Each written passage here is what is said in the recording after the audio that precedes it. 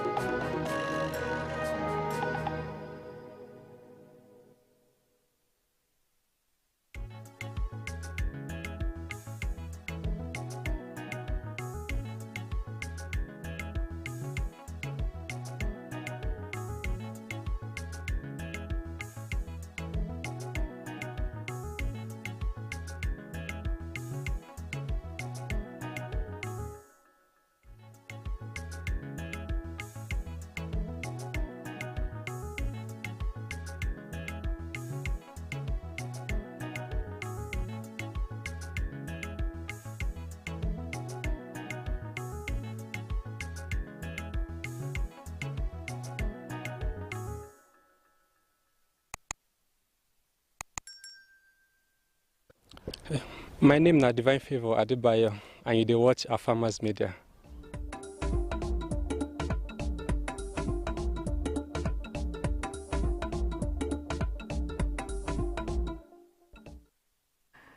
very interesting there. I've seen one man divine Adebayo talking the Nigerian Ogao style. Thank you so much for joining us for the evening farm drive here at Farmers Media. My name is Jackie Mo, and I'm joined by two people who I don't want to be in the room with at this moment. But yes, thank you so much, guys, for making time to be with me today to have this discussion today. Thank you, thank you. Thank you for having us also. Yeah, probably you'll start by saying your name. My name is Robert Mokio, and I've been running the morning show here.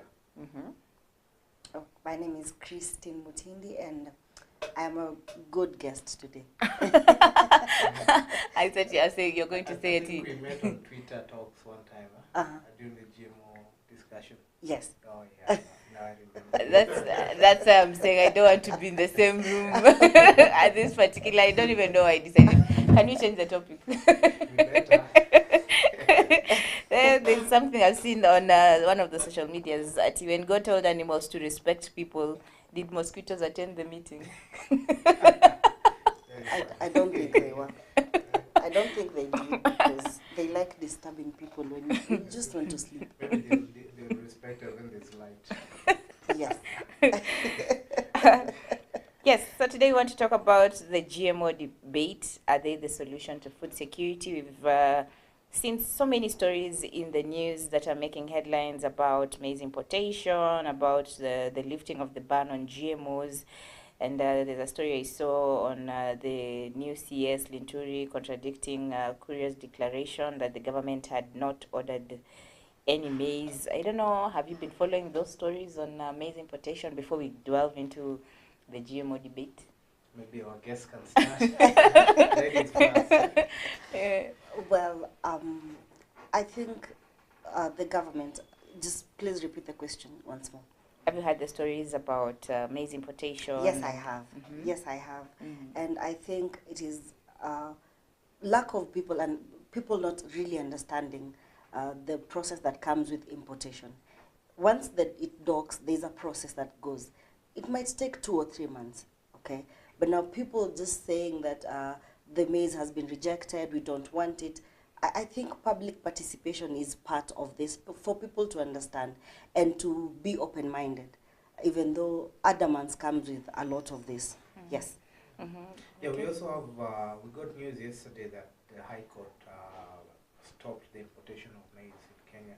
That means whatever we're discussing about the importation is null and void, because the government, through the High Court, has put a stop to the final corn coming into the country. Now that takes us back to the debate before the High Court, allows it in or decides to uphold the decision. Do we really need to have the conversation about GMOs? Is it really healthy for us? So probably that is where we are basing our discussions from today. Do we allow the maize?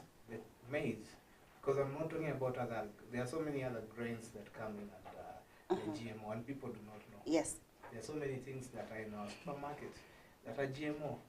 But now we've just, because somebody talked about the maize, that's when the conversation came out. Yes. So we need to now fully understand how is it being regulated, and the National Biosafety Authority, which now should be like the key decision maker in this situation, because it's a parastatal that was passed through an act of parliament that's supposed to regulate anything that touches on the genetic component of the food that we are eating in this country, the biosafety and the hazard that comes therein. So they need to come up clearly, like you've said, come out to the public, involve public participation. Tell us the way they did during Kibaki's time. Yes. The scientists came out and said, you know what, we've done research and we've realized there are people who are affected by GMOs, and that is where the government put a ban. That is in 2013. Yeah, Yes. No. During Beth Mugo's time. Yes. 2013. Yes. Yeah. There was a task force that was formed to investigate about the effects of GMO on the people. On the people. And that is when the ban was put now. Out of so it's there was something that was found to be hindering the human people for the ban to be imposed. It was a research done on some mice, and they, based on that research. Not humans. No, not humans. No. They cannot do it. Why? We need the exact. Guinea pigs. So based on the findings of that, anything negative is enough to affect, however negative it is. Yes. So they saw some negative impact of some of the GMOs, and that was enough to give the country a go ahead to put a ban on all the importation. So now that forms the basis of today's discussion.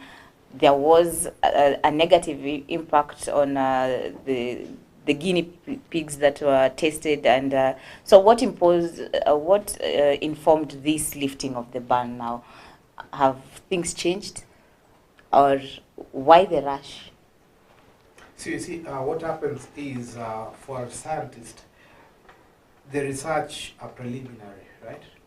Based on a research, I can give a population of, let's say, 20 mice. Out of 20 mice, there are 3 mice that show some effects on it here.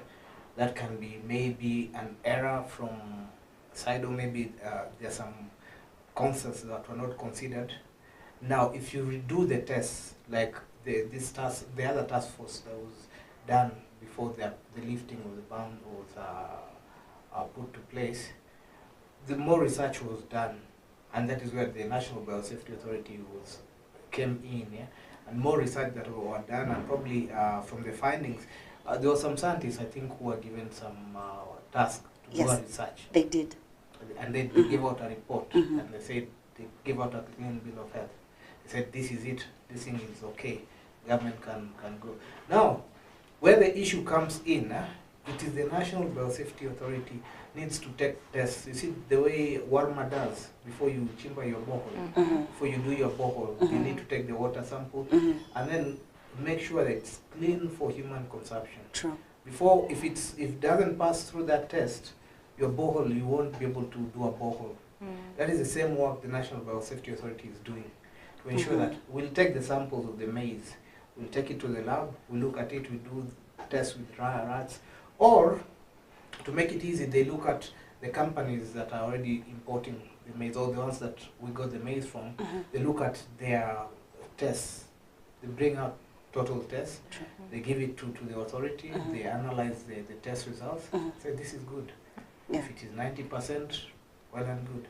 Now, What I'm told is that it never passed through biosafety. I don't know. I don't want to speculate anything. Please don't speculate. Those are Robert's those are Robert's remarks. But again, I think according to the NBA chair, the biosafety chair, he said that the GMO will redefine agriculture in Kenya. How? Because now the use of biotechnology, it will reduce the dependence of water on these crops. Yes. Because he said that they have done tests, and some of these crops, some of them are drought resistant and pest resistant as well. Very true. And that is where it takes us to that. I'm coming to challenge. Let her finish. Okay, I'm coming to challenge both so of you. just as Robert said, I'd just like to add on what he said. The tests that come with GMO, it's not a test that was done 10 years ago and it started maybe last year. It's a process. So they keep doing the tests. Yeah. They keep doing the tests. So these mice, they have different batches of the guinea pigs. They have these ones, and they're using different crops as well. So as the testing continues, it shows if they improve on something else, then it will also show on the guinea pigs. And that is why they will give the report that some of these crops are drought resistant and pest resistant as well. Okay, so was God wrong when he created, he had his own creations that required water? We still need these insects and pests for the ecosystem to survive. So when you come up with this new kind of technology, you've said we embrace biotechnology.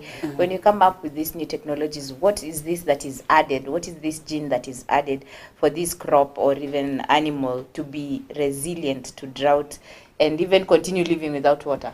Well, you see, even for an insect, there's something that attracts it to that crop. That's a specific crop. So God was not wrong. He was really right. But again, he also made us with brains, and we have geniuses. We cannot also suppress them because they are also God's creation. And remember, it is not all the crops or all the plantations. So these insects can also survive on other crops. It is only that these ones that we have to consume so that we ensure there's food security. Remember, they're trying to find the foundation for food security. In that, our animals are not going to die. We are not going to depend on food donations from other countries. That is the whole point. It is not about we want to suppress the insects, we want to kill them, we want to do this. No. We just want to have food security. We want to have much more yield. We want to have bumper harvests. Like you can harvest 100 bags of maize. That is just what we want. It is not a matter of we want to maybe kill the insects or anything like that. Interesting. Mwakio, you've talked about scientists, and I know you're one of those scientists who are busy locking yourself somewhere in a room and doing those two tiny bits. But my question is, where have these scientists been all this time that they are now coming out because we have this GMO technology? Who funds their researches, and where are they? Is GMO, according to me, GMO is a short-term solution because there's a reason why there's food insecurity to begin with. GMOs is only coming to assist in that situation, particular situation. But as you know, the GMO seeds cannot be replanted. So yes, we can have the 100 bags this period. What will happen next after that? One thing we're also forgetting is that these are companies out there to make profit.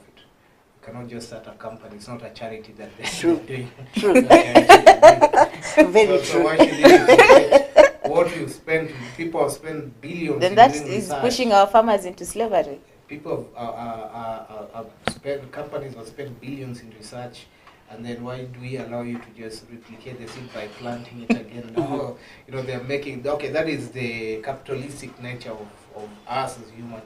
But again, we're looking at all these effects of what we are suffering from right now is because of our activities as human beings. True. If we did not take care of the environment, if we followed everything, if we did not industrialize, we couldn't be having climate change, and because of that we need to mitigate, and that is the easiest way to mitigate is to solve issues that are directly results of our activities. Now our maize cannot grow because of insufficient rainfall. what do? We find a solution, and the only solution we can do is come up with a seed that can be able to withstand the harsh conditions. That is to help us with food security. That's a pro. But now, when we look at it, have we altered? Have we tried to play God in this situation? We've played God and we've played devil at the same time. We're the ones who are messing up the environment. Now we're trying to mitigate. We're the judge and jury. Yeah, we're the judge. And then somebody made it, one of my professors said, it is our doing and our undoing that will make us as a species go extinct.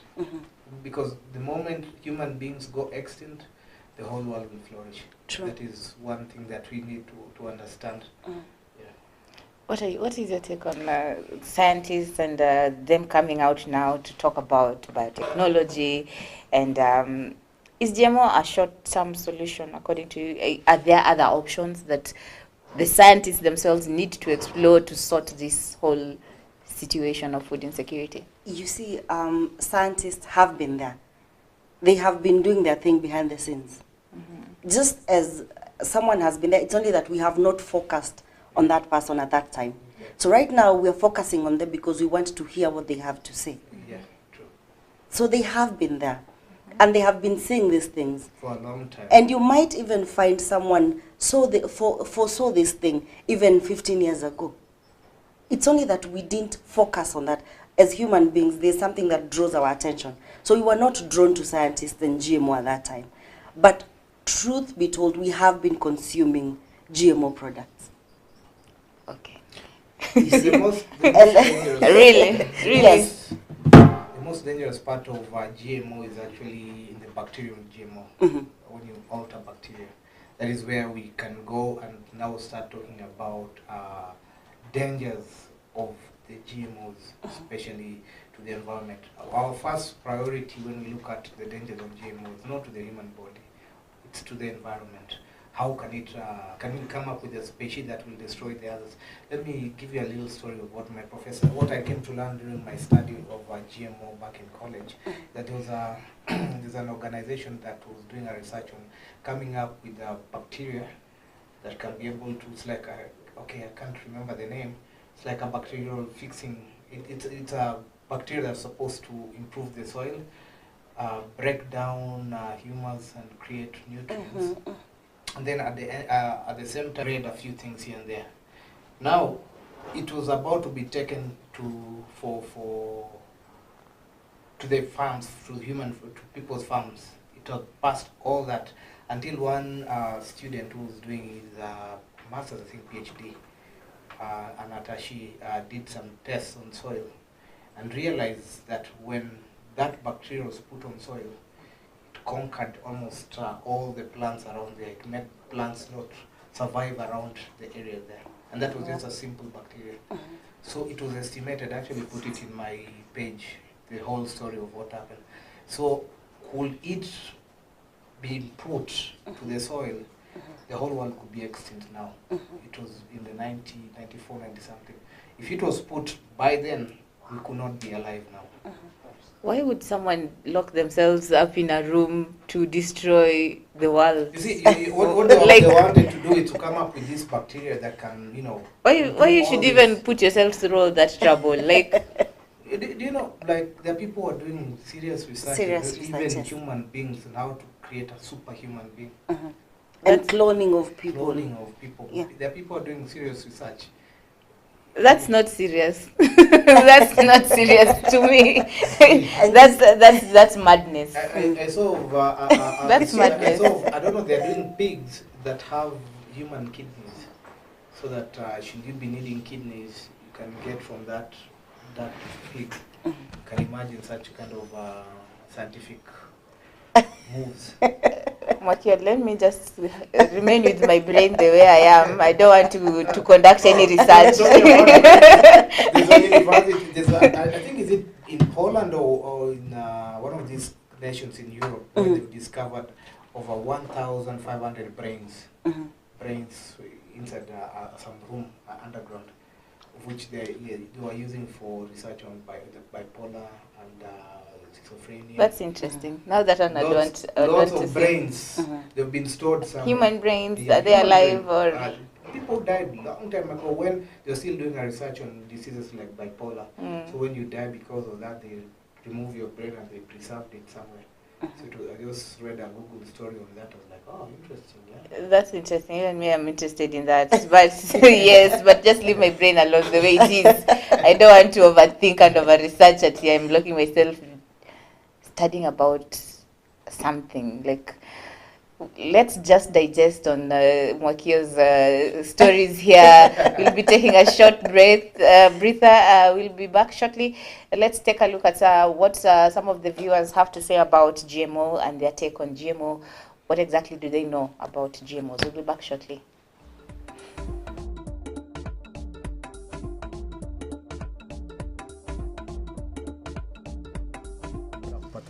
Bila maji. Mwisho Kenya imepitisha ile ban yenye ilikuwa kwa GMO. Sijui kama unauza mbegu za GMO na maoni yako ni yapi kuhusu GMO? GMO huko hatuuzi mbegu za GMO. Huko tunauza mbegu nyingine, tuseme mbegu za Tanzania. Hivyo kwa wingi, tuseme 1% kubwa hapa tunauza mbegu za kutoka Tanzania. Maoni yako kwa GMO ni nini? Maoni yangu kwa GMO naona labda sijajua GMO ni nini. GMO sijajua ni nini. Sasa maoni yangu kwa GMO kulingana na sijajua GMO ni nini, siwezi nikatoa maoni kuhusu GMO. Ni nzuri, ni mbaya. Maoni yako GMO mimi naona lazima kama kuna kitu unajua kidogo kuhusu GMO. GMO naona kama si nzuri. Kwa hivyo isikubaliwe. Isikubaliwe. Naweka mbegu yangu. Hii mbegu haungepata. Hii mbegu ni mbegu ambayo wakoloni walileta Kenya hii. Wakati wa colonial period. Hiyo ni miaka gani? 90? Ikianza, huko 19 ikianza. Hii ni miaka gani? 1940 something. Up to now. Na bado hii mbegu iko. Kwa nini tunadanganywa ni mbaya? Na tumeweka na itabadilika. Itakuwa blue, itakuwa hii ya red, itakuwa yellow ama itakuwa nini? Iko tu hivi. Ni nini mbaya na hii mbegu? Na production ni sawa. Ukiangalia hii si mzuri. Ukishika hii mbegu hivi, si ni mingi. Ni nini unataka? Unataka ile ya mtu. Si uproduce yenye ulipewa na ni open. Mzungu wa kwanza hakuwa na selfishness. Hakuwa na roho chafu. Alikuwa anapenda watu wenye hawakuwa na chakula wapate yani chakula aina tofauti. Akaleta ile mbegu mzee yenye ukipanda mara moja tumemaliza. Unaenda kwake tena kesho, pesa inaingia kule.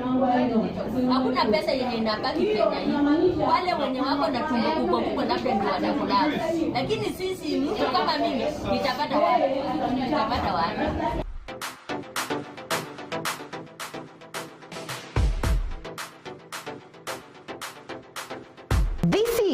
This is a farmer's media. A farmer's media. We tell you the stories of African farmers.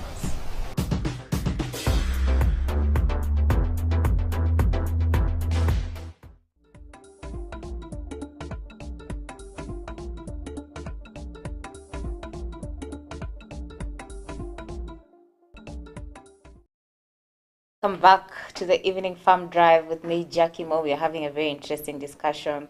Myself, I won't say I used to because I'm still anti-GMO. I'm yet to be convinced that I've even consumed.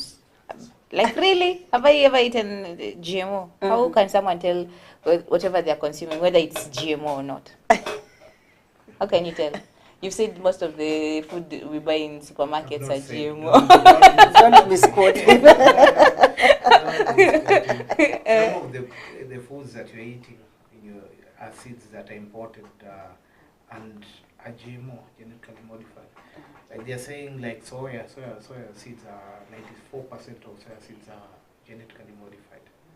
And that's now it's that one that you've got. Even the seeds themselves, maybe you've planted. I was reading, people keep on sharing a lot of controversies online about GMO. Somebody was talking about seeds.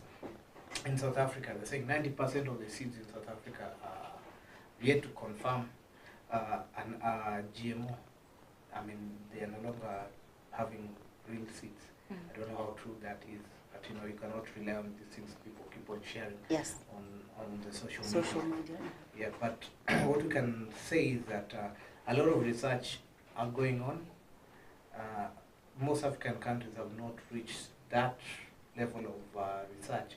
What we can only do is maybe replicate whatever has been done, or in the research that other countries or Monsanto has done, and we know we get the guidelines. But unfortunately, some of these companies don't give out their research details of their research. You see, that's where the problem is. So we cannot have GMO coming from the high seas. Some of them we cannot even track the country of origin because we bought them in the high seas. By the time they come to dock in Kenya, they need to go through all that process. That's why you were talking about the processes that involve a couple of months. Need KEBS needs to be there to check quality. Then the National Biosafety has to come hand in hand, check how good it is, the toxic levels, you know, things like aflatoxin and whatnot has to be checked. So if you hurry such things, you know, you can even kill a whole population. Did you hear what happened in Gambia with the cough syrup? Yes, the addictive one. No, that was in Nigeria. Nigeria. In Gambia, there's a cough syrup that was imported from India. So it's very easy. They don't have strict regulations in that country. So most mothers were giving children the cough syrup. Started diarrheaing and having very bad reactions. 66 children died. 66 and more are hospitalized. And you know, you wonder why it's in one specific country, and that biomedical company is actually selling different drugs to different countries. So now it looks at your safety checks with individual countries. When they checked that made scared now, but why would someone, why go to that extent of scared now, but why would someone, why go to that extent of creating something that will kill at the end of the day? Just to add on what he said, you might find that that specific medicine was supposed to be disposed because during the production they found maybe there was a problem. But someone just decided, personally decided to just take the medicine and come and sell it. So you see, it's not a matter of, because as you see, even in Kenya, KEMSA sometimes they start doing, they go in chemists and they close down. Why do they do that? Not because of the licensing, but also because some of the medicine in there is not supposed to be sold to people. But they're still selling. So you see, it also depends on greed and yourself, your personality.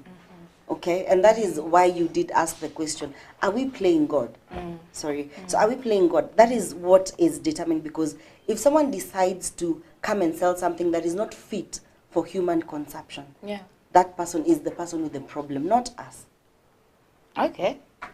Well put. Wakio, you've talked about poverty and some countries being poor and ending up buying the cheap things at sea. So in short, you're saying Kenya is poor? No. I'm saying beggars are not choosers. Exactly. Beggars are not choosers. They're given something for free, what will you do? You see, basically, why they even brought this GMO is to counter the hunger that is in Kenya. And according to the CS of Agriculture yesterday, he said he's giving farmers 48 hours to sell your maize. Why? Because the government is thinking these guys are holding the maize. They are holding the maize so that the price goes up. So that when the price goes up, they start selling. So now they said, you know, it's either you sell it or we bring the GMO, we sell it at a cheaper price. So there's a lot of politics when it comes to the maize and the GMO and whatnot. Now, the push me, pull you kind of drift that we are seeing, it's all political because people are trying to point a finger. But at the end of the day, the intention of the maize is to curb this food security that we're having. But then I traveled the other week. People really have seen maize now. There's a lot of maize. Yeah. Yes. Which part of the country are you? I was on the side of Kibwezi, passing. Kibwezi, No, you have to pass through Emali. Yeah, Emali, yes. People are really maize. People are doing maize. Western Kenya people are really doing maize. You ask yourself why are we still importing maize? Yes. Because the demand keeps on growing. Yeah, because I think also by 2050 we'll be at 95 million. We need money. And you Larger see population, no food. Where are the fields to plant that the maize to sustain 95 million Kenyans? Where is it? And unfortunately also production is going lower. Exactly. The kind of production that we are getting is going lower. That's why I was talking to somebody, a friend of mine, who was telling me there's lots of concern, especially on production. Like Kitale, for example, nothing has changed. People say it's going on. Seriously, because there's higher demand there. The demand is getting higher there, so there's no. By the time it leaves out to go out for sale, the production is low.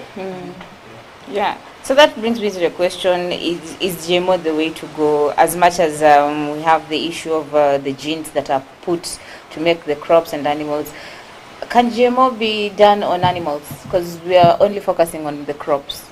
Yeah, definitely. It's a living organism. That's what we call it, genetically modified organism. There are two types of GMO. There are two types of altering of the DNA. We have the mitochondrial altering, or mitochondrial DNA. That is traits that can be passed through parents down the seeds. And then we have the nucleic DNA, where that alters like a specific, let's say we want a specific trait in this, if we can be able to make it better. So there's that altering, like the GMO is actually going to the lab, getting the cells, getting the genes, doing that and replicate, taking back the modified cell, gene, and putting up to new cells, letting them replicate. That is GMO. But the Kitambo, we used to have this breeding. Breeding is as a form of a traditional GMO. Where we want, let's say, like you want a German Shepherd, or you want this specific trait of a dog. You go and search for somebody's dog, or the other lady has a tough dog. You get that, you breed it, or you breed it until you get a specific trait. That's a modification. That's a breed modification. But now GMO is what happens in GMO. You are now shortening that. You're making a shortcut. You're doing it very fast so that you get a desired trait that you need. Where is the problem? She just said it. When greed comes, when politics comes, whatever the intention that is needed in GMO cannot be found. You want to make money real fast, and then you put steroids on your chicken. You see? In 3 months, you're already making profit. Profit from what? Like? Well, to them it's profit. I mean, that is it depends on your conscience. GMO is faster growth. You spend less in terms of chemicals, water, because they're disease resistant. I doubt if you'll spend less, because at the end of the day, like, the seeds cannot be replanted. Do you want the seed or do you want the produce? Exactly. I want the produce, yes, but I don't want to go back and buy the seed again, because the seed is not cheap. But again, you see, if it means higher yield, it means let me use the example of a maize plant. One maize plant is going to have so many stalks. Okay? So that is higher yield. And you're going to use less water. Okay. And you make it to the company, you have to make it a win-win, yeah? Because let's say you make a lot of profit. Instead of selling one cob, you sell 5 cobs, right? You make money, yeah? Now, that company that has made you rich will also want to be rich. So why should you use these seeds? Go back and buy more seeds, make money, so it's a win-win situation. It's a win-win situation. That is And slavery. again, That is and again, slavery. let me use the example of an African home. Now, probably you're married, so where your parents, that piece of land, they're supposed to share it. Where are you going to buy another piece of land from? You have children. So all of you depend on that land. So if you use, we probably use the traditional maize. We just get 5 bags. By the end of 3 months, we'll be buying more maize. You'll be buying, yes, but you'll still have your bank somewhere, even if you don't get the seed. Because I'm imagining in 10 years to come, these GMO seeds will have already been remodified again. And probably there's this taste that you liked from the first GMO. So like, where will you get this seed? You cannot save this seed to be planted in another season. Or you cannot even breed these seeds the way you have the seed savers who come, you get a seed from where to... No. That is not your What do you mean? You'll I'm go- the farmer, I you'll know. go and buy seeds, right? Exactly. Unless you want to start a new factory of seed processing. Your work is to go, plant, you get your yields, burn down, redo it, go and buy seeds. It Simple should and not be that way. It should not be that way. And again, just about the traditional, or maybe the maize that is not GMO. One of the problems that we have less production of the maize is because of bad use of the soil. We're using fertilizer, we are overusing it. So the soil is acidic. Actually, I went to another farm the other weekend. Somebody was telling me, I keep on putting water in this, but the plants are dry. And this person was, where they bought the land was in a farm next to the river. Came to realize these people, the person who sold that land had used and overused that Fertilizer. soil. That even grass, you see grass cannot grow. Grass, it's plain. It's like sandy soil. Really? Yeah. Only we know this is now, you let it rejuvenate sometimes. Let your soil heal. You know, there are people who constantly, you will dig, you will put a lot of fertilizers, but you're killing your soil. And I think that's another topic for another day. Yes. So that is why I feel like sometimes the anti-GMO, it's like you're throwing stones and you're living in a glass house. Okay. Did you just say that? A few components that, they're actually worrying. Like, let's say, the risk of mutation. Yes. Mutation is something that scientists, because you do not know how, and scientists do not know how sometimes cells operate. That's why they've never gotten the cure of cancer. You see, some cells can mutate, and that is how easily you can even destroy the whole planet. By coming up with a plant that becomes, which word can I use? That can, like, you see this imti, once it grows, nothing can grow around it. Yes. Yeah, It sucks the life. It sucks the life of And the other you plants. can get an invasive plant that once you grow it now destroys all the ecosystem there. And once you destroy the ecosystem, now you will have a whole... Yeah, those are concerns, and are major concerns. And that's why there are people who are tasked to do research. There are people in universities. There are people who are in organizations like this National Biosafety. Their work is to ensure that nothing like that misses and goes to the general, probably to the land, and destroys the environment. Yeah, that's a concern. These allergies, they test allergies on rats, and then to see how rats and guinea pigs, because they have almost just a few differences in our genetic makeup, so they can know if maybe it can affect the liver, or it can affect the kidneys. They can be able to identify. Now, it also depends with individuals. It can affect one person this way and another person. See, like, we saw these medicines, you can make chloroquine. Remember chloroquine? Yes. You can take, she can take, but you will scratch. The other one won't scratch because of the allergies. Now, those are risks. That is why they say before you rush into GMO, before you rush like getting into it full, especially for African countries that do not have capacities to have serious research on it. We don't need to go full throttle. We need to go step by step. We get it, do like what they're doing in developed nations, where they in the country. So that man who posted on Facebook, the accounters where they've written clearly GMO. there's GMO food, non-GMO. Exactly. So it's your choice. If you want GMO, So at the counter there was GMO food. There are people who had lined up to consume the food. It was somebody No. posted on Facebook. No. I think Facebook or on Facebook. A Kenyan actually, that looked like US because they were selling it in dollars. Where you get bread, big bread, goes for $1. Big GMO bread goes for $1. The small organic bread, which is $4, in the count only one remaining. Everybody has. But I'd rather consume what I know and not consume what I don't know. Because how come that bread is very big and it's being sold at a very low price? That is where we go to the pros and cons of GMO. Yeah. The process at which they came to have this made it easier and cheaper for them. For them, yeah. So they make a better, bigger thing. Which is cheaper. The cost goes down. Cheap is expensive.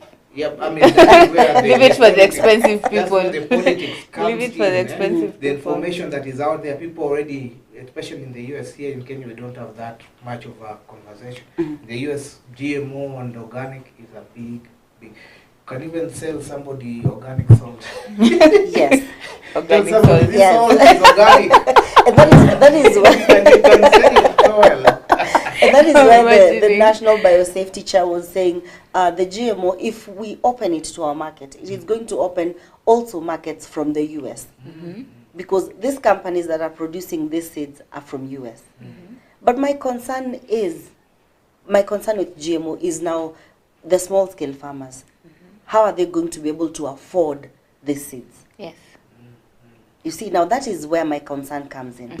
Not in terms of the crop or anything. It is about the small-scale farmers because we have so many small-scale farmers in Kenya. But when they open up the market, I'm telling you, some of There'll the be other prices of loopholes. some of the prices of these seeds can be so cheap you'll be shocked. Because unless now the government wants to come and do a price regulation on certain seeds. Yes. Because when you see why we are talking about the bread becoming big and the others, because the cost of even doing all this is cheap. That's why it translates to the cost. The cost of the being final reduced. product. Yes. That means that probably even the seeds are very cheap. Yeah. And the companies that are ready to give subsidies to the common mwananchi or to the common farm. Now it will depend now if the government does it want to sustain what is there. I mean, does the Kenyan farmer the Kenyan government want to sustain or to protect the seeds that are done locally, like Kenya Seed Company and the likes? So probably as we are almost coming to a conclusion of today's show, what do you think needs to be done for the public to have more public participation on this GMO debate and also to raise awareness on the whole subject on GMOs? You can go ahead. Well, I think the government should, have a task force, just like in 2013. Because in 2013, the task force said that the Kenyan government had some difficulties in handling the GMO. And when they say handling, they meant very many things. But I wish the task force will be there right now. And they go out there and they educate people. And you make sure that they reach even the local person out there. And they educate them. And they tell them the pros and the cons without hiding anything. So that people understand. Without saying, I will not give my child GMO, she will start growing wings. You know, someone might just say that. But you see, that is someone who's misinformed. And it is the responsibility of the government to educate the people. So I feel like that is what should be done. And also, they try and see if the pros and the cons are many. They just draw a line, the pros, the cons. If the cons are a little bit on the higher side, then we see if we just go back to our way. If the pros are a bit wider, then we just say it's okay, we will have this. We'll try to maintain the other companies, like what Robert said, the Kenya Seed Company. And we'll also introduce the GMO to the market. Yes.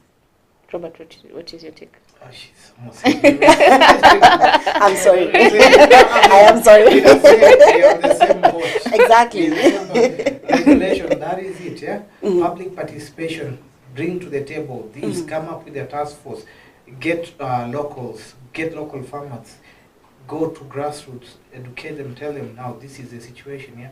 Yeah, the government has a good argument. We do not have food. I mean, this is supposed to mitigate the security, food security, or we are not going to have food bank in the next couple of months. So this is now, like you said, the way in options. They look at now. This is where we've been.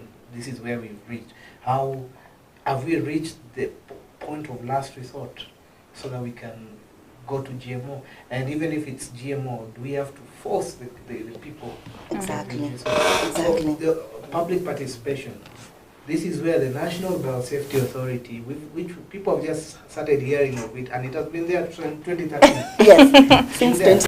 Yes. We want to see more it proactive, make go to media. They use the media platform educating people what GMO is. The Nyumba Kumi initiative. We have the Nyumba Kumis. Talk to they know people. Yeah, they put more budget to this safety authority to educate farmers. Go there, talk to farmers, tell them, okay, this is what will happen now. These are the seeds that we will be importing. This seeds originates from this country, and this is the research that was done. Now, this is what will happen, pros and cons. Not telling people will grow wings and you don't have substantive exactly evidence, or you show them something. Yes. Interesting. My take will be actually the public participation. We need more people to be aware on the GMOs. What exactly are they? Because most of the farmers we've talked to, when you ask them about GMO, they're like, hiyo ni kitu mbaya, hiyo inaharibu mchanga, oh hiyo haiwezi mea tena, hiyo, but they don't know like really what exactly it is. So public participation is really required. Like even me, I don't really understand the GMOs because I'm yet to be told what is this thing that is being put in these crops that makes them resilient. Like I just need to be told, talk like a small kid, uniambie, this is the crop, you take it like this, you add this, because what here there's the issue of the terminator gene. Yes. Do you want to touch on it? No. why are you running away? Because you know. Yeah, I mean, what is the terminator gene? Some of these things are just blown out of proportion just because of a lot of misinformation. Yeah. So I'd rather. Okay, I'll give I'm seeing I have so many guys from my own like Audrey. I'll give people like Audrey to go research and write it in our page. Yeah? The terminator gene, that is our homework for the people out there. I don't want to say, because some of these things are very controversial. We can talk about them here, and we don't have proper facts, the information about it. But realize some cells are very how can I explain it? Especially when it comes to aggression and regression, yeah, there's some cells that will want to come up with trying to get the right word for it. But I'm sure my people here will be able to explain to us in the comment section. Yes, kindly, scientists, since you have now decided to come out from where you usually hide doing your researches, kindly come out now to our comment section and tell us about what is this thing that is usually added to these crops, to these animals. Like right now, Kajiado, people should come to Kajiado and see the way animals fell during the drought. Like you could walk down the streets and animals were just dying. Like there now I can accept we need the GMO. Oh, yesterday I when I was coming, I met a hyena eating a dead zebra. On my way home to my place, dead zebra, dead carcass. Yeah. Those animals are still falling down, even if we are still having rain. They're still dying. Yeah. Yes, they are. They're still dying, imagine. So that is how effect of drought can be able to, once your body becomes very weak, even just eating won't be able to sustain. But I'm imagining how that animal would look like. A GMO one that does not require food or water. They are very. I think I picture. Do we have I GMO, picture them adorable. GMO livestock? Have you heard of Molly? Molly the sheep. Yes, A story. Only Me the probably sheep a was story. the first genetically modified, the first cloned sheep. Cloning here is a form of genetically modifying an animal. You just picked, like your genetic makeup, your DNA, and then they just replicated it. They make somebody like you with all like 99% your genetic makeup, the way your eyes are, your nose are. Actually, right now in the US, if your cat or your dog is old and you feel like it's about to die, instead of going to get another dog, what they do is there's a company that does that. You've forgotten the name of the company. You pay, they clone your dog or they clone your cat, so that when this dies, you have you still have that cat of yours. So you can have the same animal like even in your lifetime. Yeah. They just clone it and then you have it. Then somebody will help me see the name of that cloning company. Yeah. Interesting. Now this conversation is becoming more interesting. Like if people can clone even an animal, can I request to be cloned? No, not to be cloned. Not to be cloned. To be. I want to be modified.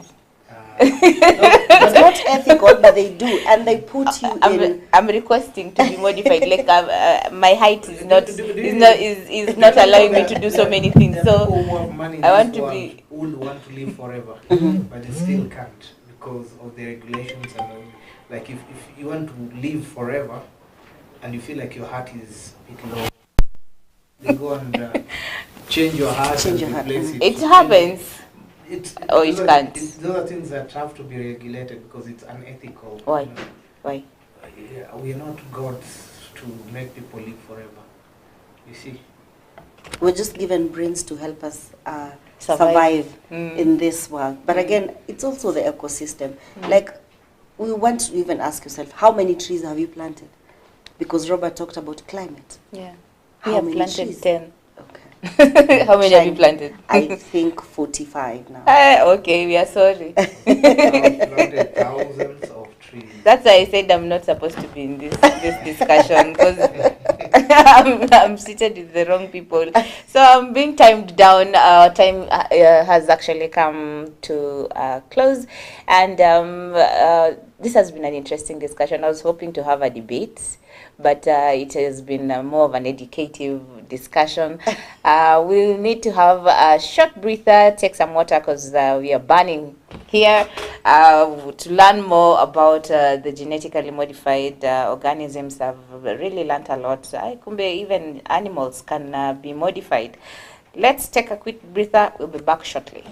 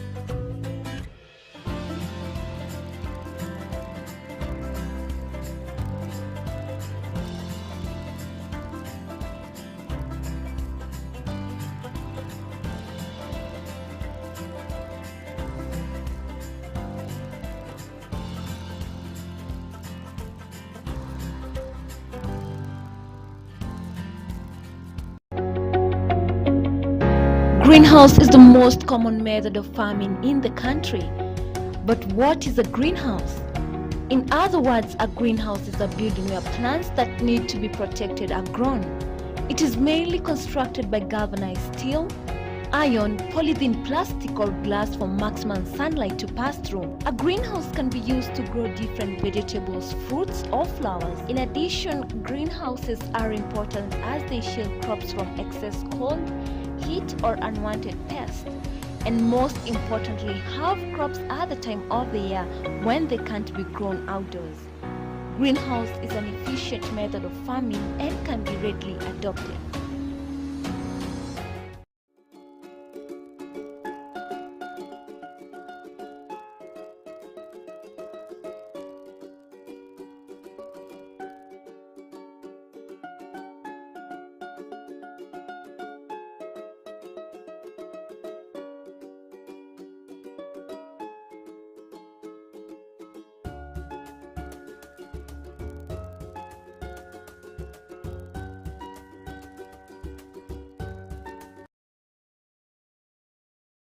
Agriculture is the art and science of cultivating the soil, growing crops, and raising livestock. Agriculture provides most of the world's food and fabrics. It is not only a source of food and income, but also creates employment opportunities for many people in the world. Over 1 billion people worldwide work in agriculture, generating 2.4 trillion for the global economy. The global impact of farming on the environment is revealed that 40% of the Earth's land is now given over to agriculture. Agricultural development is one of the most powerful tools to end extreme poverty, boost shared prosperity, and feed a projected 9.7 billion people by 2050. And we, the Our Farmers Media, roll the carpet for you as we welcome you to our thrilling farm visits to different farmers that educate and inspire you in different sectors in agriculture. Catch us also on our shows on all our social media platforms as we bring you educative and informative information that will help you learn and guide you on your agriculture journey to success. Our farmers attain knowledge and grow profits.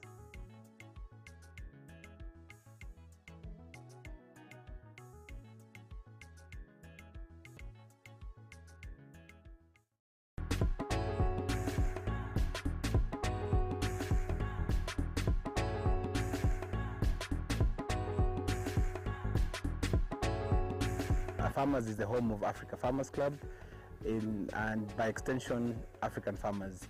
The whole idea behind Farmers is to transform the image of an African farmer from a producer into an agripreneur, somebody who actually does not think about how to produce onions but how much is going to be used to produce onions, and so that way then they can be able to transform their vision, they can be able to look at their farms as businesses, and they can be able to know when to engage with the market. What we have done is that we have developed a hub where farmers bring their information, bring their questions, their challenges, and other farmers are there to come out and help. Facebook has not just been instrumental, Facebook has been a working partner for myself as well. And Facebook has actually transformed the way we relate, an open platform. My background is in tech, and I know you cannot build a platform that can reach out to so many people. Initially it was just a few farmers in 2 counties, Machakos County and Kajiado counties, but now it has transformed. We have a stronger membership from Nigeria and Zambia than even Kenya itself, you know. And the reason behind this is the messages I get from different farmers across Africa. And then something interesting came to my mind and I thought about using the camera. Every time I visited farmers, I would be able to post in the community, in the group, in my own profile, and just share the story of the farmer that I visited. And then I asked myself, why? Yes, and welcome back to the Evening Farm Drive. We've heard a very educative show talking about GMOs, they are way to food security. Actually, I don't know what to say, like, kindly do. Yeah, so there's a lot of comments coming through. Someone is saying You can ask me to ask for you the question. Actually, Moses is telling me now. He's very right. Moses is saying that we've been eating GMOs and we've never known. You know, like us who are, I think we're between millennials and millennials somewhere there. Don't even mention that. We are not millennials. You know, this is when after importation of genetically modified many organisms started getting to the world market in the 90s and early 2000s. So from that period, maybe you've been eating GMOs all this time. Real food. One time I did that. I went to got sorghum, I mixed it with soya, I mixed it with a few things, and I made my ugali. Like, I just had something small and I was feeling very good. Yeah? Your food kabisa. Kisiagis, you can have the ones, especially in the river. I live in the village, by the way. There you'll get, not even expensive, get it all done. They'll do it for you. They'll mix jam, they'll mix soya, they'll mix everything. By the time you're taking, it's very nutritious. True. Yeah, so, but at the end of the day, like all of you have just said, at one point or another, we've all consumed GMOs, but we need to be cautious because, like, we started the show. You talked about politics, greed. What I usually normally say is we need just to be our brother's keeper. Like, once you notice there's something that is not good in the market, like, we need to raise the alarm. It's just like you see, like even the way they are saying how this COVID came. Initially, they were saying some fool ate a bat. Some fool ate a bat, and that is why it became sick. Probably a few people were playing around with such things, and you know, so a single mistake, a single laboratory mistake, especially when we're playing with the GMO, can destroy the whole world. And that is where a lot of keenness, a lot of regulations have to be put in place. Otherwise, you might release something to a third world country and wipe everybody. Yeah. Or you can make people barren, the children who are growing by just altering one single gene. And that reminds me the politics that was around and the misinformation that was around at the COVID jab. For those women who have not yet given birth and all that. So what happened? What happened to those meanings, those myths? That is why we can't mention here on air. You know, it's the same myths that accompanied GMO, and the conversation came back about GMOs. How dangerous are they? You know, now people just are transfixed on how dangerous they can be, of which we know as scientists there be a small, even the slightest of mistake can wipe out a whole generation. Like I told you about that that bacteria that was supposed to be put on soil, and they realize if it's put on soil, it clears, it mutates and destroys a whole vegetation, and nothing can grow in that vegetation whatsoever. So imagine if that thing came to the world, the planet could be barren. Could not even be alive. And I think to talk about this. What everyone needs is just to have a conscience. At least have a conscience. Even for the scientists who are doing the research and all that. But you know, not everybody is like you or me who has a conscience. Exactly. You know, there are people who have so much greed that they do not even care to see somebody. As long as I get the money, and that is where capitalism has driven us into. We embrace capitalism without even knowing how far, how bad it will.